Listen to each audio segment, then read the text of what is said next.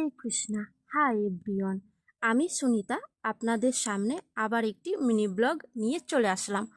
আর আপনাদেরকে জানাই অনেক অনেক ভালোবাসা। আমার এই ভিডিওটি 9 আগস্টের আজকে শেয়ার করলাম। আজকে আমরা 3জন মিলে চলে যাচ্ছি শ্রীধাম মায়াপুর।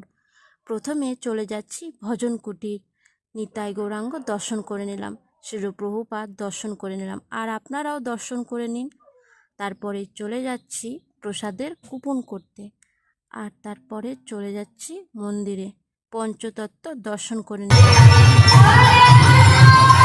কিছুক্ষণ কীর্তন শোনার পর চলে গেলাম নৃসিংহদেবের পুজো দিতে।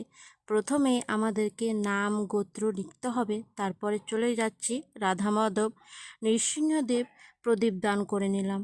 আর আজকে এক বিশেষ দিন ছিল, শ্রী বলরামের আবির্ভাব মহোৎসব।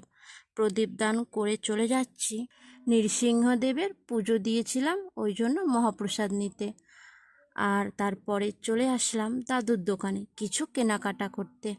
অনেকক্ষণ থাকার পর আমাদের প্রসাদ পাওয়ার টাইম হয়ে গেছে, তাই সুলভে চলে আসলাম প্রসাদ পেতে। প্রসাদে পাওয়ার পর আবার চলে গেলাম দাদুর দোকানে। আর দাদুর দোকানে খুব সুন্দর সুন্দর কপি ড্রেস থেকে বৈদিক যাবতীয় ড্রেস পাওয়া যায়। আজ এই পর্যন্তই আমার মিনি ব্লগ। দেখা হবে পরের ব্লগে। আর আমার এই ভিডিওগুলি যদি আপনাদের ভালো লাগে তাহলে আমাকে কমেন্টে জানিও। সবাইকে বলছি হরে কৃষ্ণা, হরি বল।